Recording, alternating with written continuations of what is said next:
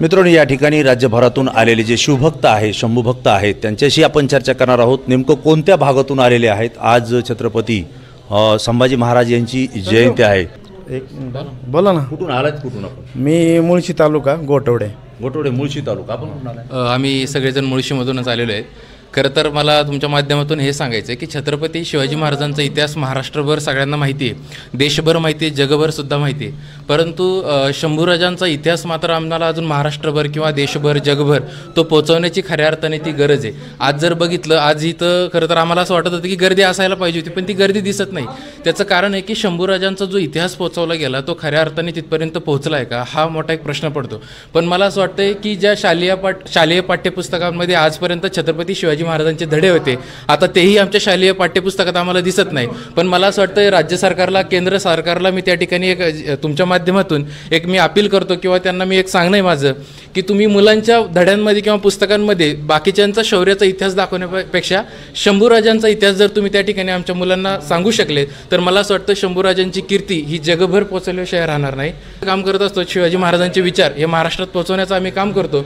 पण दुर्दैव हे की संभाजी महाराजांचं काम आम्हाला तेवढं वेगाने पोहोचवता येत नाही। त्याचं कारण आहे की संभाजी महाराजांचा इतिहास अजून लोकांपर्यंत पोहोचवण्यासाठी जे इतिहासाचं साहित्य लिहिलंय ते अजून तेवढं मुबलक प्रमाणात हे शंभूराजांवर लिहिलं गेलेलं नाही। पण मला असं वाटतं येणाऱ्या काळामध्ये आमची भावी पिढी असेल, युवक असतील, आम्ही हळूहळू त्याचा अभ्यास करतोय, निश्चितपणे आम्ही त्याच्यावर लिहू सुद्धा आणि महाराष्ट्रभर तो इतिहास पोहोचवण्याचा आम्ही तुमच्या माध्यमातून प्रयत्न सुद्धा करू। धन्यवाद। स्वराज्य संस्थापक छत्रपती शिवाजी महाराज यांचा इतिहास लहान मुलांपासून आबालवृद्धांपर्यंत पोहोचलेला आहे। परंतु स्वराज्य रक्षक म्हणून ज्यांना आपण ओळखतो ते धर्मवीर आणि स्वराज्य रक्षक शंभू महाराज यांचा जो इतिहास आजही अनेकांना माहीत नव्हता, जो की आत्ता दूरदर्शनवरती किंवा टी व्हीवरती मालिका माध्यमातून लोकांना माहिती मिळालेला आहे। आपल्याला काय वाटतं की छत्रपती संभाजी महाराज यांच्या कार्यपद्धतीचा इतिहास जो लोकांपर्यंत पोहोचला नाही, शंभूराजांच्या कार्यप्रणालीवर या ठिकाणी अन्याय होतोय असं वाटतं?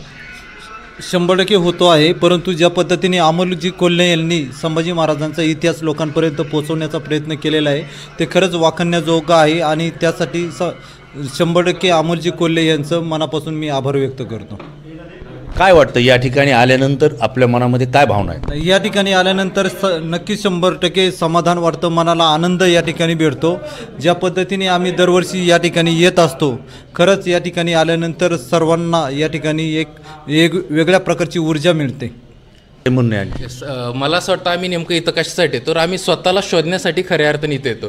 ज्यावेळेस आमच्या मनामध्ये एक अहंकार वाढतो किंवा एखाद्या कामाच्या वृत्तीमुळे आमच्या मनामधला द्वेष वाढतो, राग वाढतो, मत्सर वाढतो किंवा अहंकार वाढतो, तो अहंकार जर गळून पडायचा असेल तर मला असं वाटतं नक्कीच या तुळापूरमध्ये आलं पाहिजे। कारण इथं आल्यानंतर आम्ही कुणामुळं आहोत याची जाणीव आम्हाला त्या ठिकाणी होतं। आम्ही ज्या धर्मासाठी काम करतोय, जे धर्म परिवर्तनाचं काम करतोय, ज्या धर्म परिवर्तनाची मुहूर्तमेढ ज्यांनी रवली त्या ठिकाणी आल्यानंतर खऱ्या अर्थाने आम्हीच आम्हाला स्वतःला शोधायला या ठिकाणी सुरुवात करतो। म्हणून आम्ही दरवर्षी किमान एकदा तरी या ठिकाणी आम्ही येत असतो का, कारण आम्हाला स्वतःला शोधायला त्या ठिकाणी आवडतं। धन्यवाद। धर्मवीर शंभूराजे यांचा आज जन्म आहे, जन्मोत्सव आहे। असं वाटत नाही का आपल्याला की तुळापूर या ठिकाणी लाखोच्या संख्येनं, हजारोच्या संख्येनं शिवभक्त किंवा शंभूभक्त यायला पाहिजे होते? त्या पद्धतीनं आजही समाज किंवा शिवप्रेमी जागरूक नाही असं वाटतं का आपल्याला? हो, निश्चितपणे ते आपल्या महाराष्ट्राचं दुर्दैव आहे, इथलं असणाऱ्या प्रत्येक मराठी माणसाचं दुर्दैव आहे की ज्या पद्धतीने आपण शिवाजी महाराजांची जयंती जेवढ्या उत्साहात साजरी करतो तेवढ्याच उत्साहात खरं तर शंभूराजांची सुद्धा जयंती उत्सवात आपण त्या ठिकाणी केली पाहिजे। पण आज दुर्दैव आहे की आज जर आपण संख्या बघितली, म्हणजे आम्ही आल्यापासून तीच चर्चा करत होतो सगळ्यांसोबत की आल्यापासून इथं जर जे लोक येत आहेत ते सगळे फोटोसाठी येत आहेत किंवा सेल्फीसाठी, व्हिडिओसाठी त्या ठिकाणी येत आहेत। परंतु जी संभाजी महाराजांना मानणारी जी लोक आहेत ती खऱ्या अर्थाने घराच्या बाहेर पडत नाही अजून। तर मला असं वाटतं ते सगळ्यांना एक आव्हान पण करतो तुमच्या माध्यमातून की शंभूराजांचा इतिहास आता तळागाळापर्यंत पोहोचला पाहिजे, आमच्या युवा पिढीसमोर तो गेला पाहिजे। कारण की शिवाजी महाराज होते म्हणून संभाजी महाराज आले, परंतु संभाजी महाराजांचा जो शौर्याचा इतिहास आहे, जो धर्माचा इतिहास आहे, म्हणजे शेवटला जीभ कापली होती, हात कापले होते, पाय गेलेले होते, तरी सुद्धा धर्म कधी सोडला नाही। मला असं वाटतं ही धर्माची लढाई आहे, ती शंभूराजांनी आम्हाला लढायला शिकवली। तो इतिहास लोकांपर्यंत पोहोचला पाहिजे आणि येणाऱ्या काळामध्ये निश्चितपणे ही गर्दी वाढली पाहिजे, पण ती गर्दी फक्त दिखाव्यासाठी नसून ती दर्दी अशी गर्दी असली पाहिजे, तरच धर्म परिवर्तनाचं काम त्या ठिकाणी चांगल्या पद्धतीने होऊ शकतं, एवढं सांगतो। अत्यंत योग्य पद्धतीने आपण आपलं मत व्यक्त केलेलं आहे।